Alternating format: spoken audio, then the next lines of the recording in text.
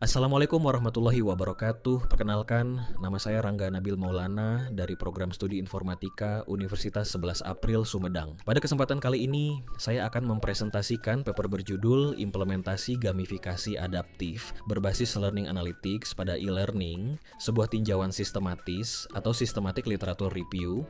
Pembahasan kita mulai dari latar belakang. Saat ini, pembelajaran daring menjadikan Learning Management System atau LMS sebagai infrastruktur komputasi yang sangat krusial. Fokus sistem informasi kini bergeser pada analisis data perilaku pengguna atau Learning Analytics untuk meningkatkan pengalaman pengguna. Namun fenomenanya, tingkat penyelesaian atau completion rate modul seringkali rendah dan partisipasi mahasiswa minim meskipun data log clickstream tersedia berlimpah. Akar masalahnya adalah desain gamifikasi saat ini umumnya masih bersifat statis atau one size fits all yang memberikan elemen motivasi seragam tanpa memperhitungkan profil penggunanya.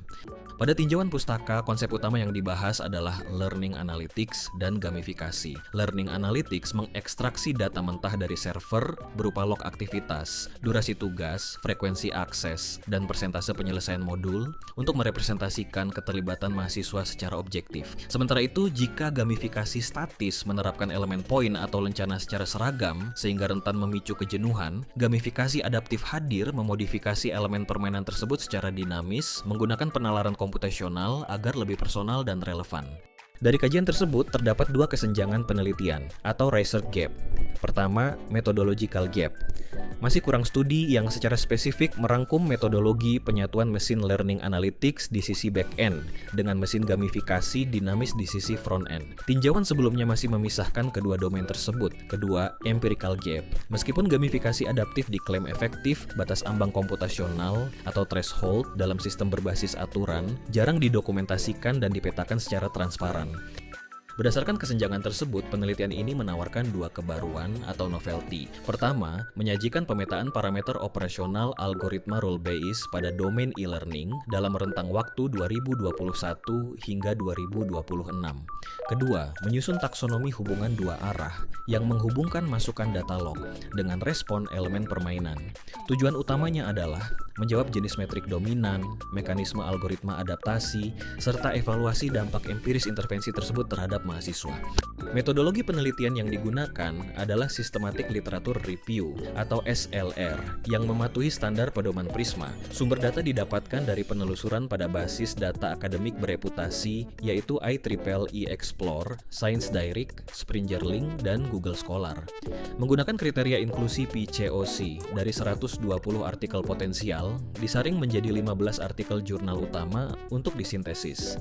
Masuk ke bagian hasil. Terdapat 3 metrik learning analytics dominan dari log aktivitas LMS yang paling sering digunakan sebagai parameter masukan. Pertama, completion rate pada 73% studi yang mengukur persentase penyelesaian modul. Kedua, time on task pada 60% studi yang menghitung durasi waktu aktif mahasiswa. Ketiga, clickstream frekuensi pada 40% studi yang mencatat pola interaksi klik harian. Ketiga metrik ini sangat reliable dan tidak membebani performa server saat diekstraksi. Untuk mekanisme komputasionalnya, sistem berbasis aturan atau rule-based system dengan logika if-then sangat mendominasi. Logika dasarnya adalah jika metrik aktivitas kurang dari batas ambang, maka sistem akan mengeksekusi intervensi. Contoh implementasinya, jika completion rate berada di bawah 40%, sistem memicu micro-challenges personal dan lencana pengingat. Sebaliknya, bagi mahasiswa aktif, level tantangan ditingkatkan. Keunggulannya, pendekatan ini sangat efisien untuk infrastruktur TI kampus karena tidak menuntut daya komputasi GPU yang besar seperti deep learning. Secara empiris, dampak terhadap pengguna sangat positif. Intervensi adaptif secara signifikan mendongkrak tingkat keterlibatan mahasiswa dibandingkan platform statis. Terjadi peningkatan penyelesaian modul secara rata-rata sebesar 22 hingga 35%. Selain itu, terdapat peningkatan nilai akademik pada capaian kuis sebesar 15,4%.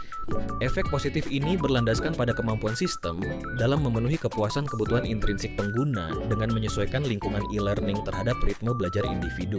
Sebagai kesimpulan, kombinasi learning analytics dan sistem rule-based efektif mengatasi partisipasi pasif. Metrik completion rate dan time on task terbukti menjadi indikator paling andal. Namun keterbatasan saat ini adalah mayoritas arsitektur mengabaikan regulasi privasi data log, di mana teknik anonymization belum diintegrasikan, sehingga sehingga menimbulkan risiko keamanan.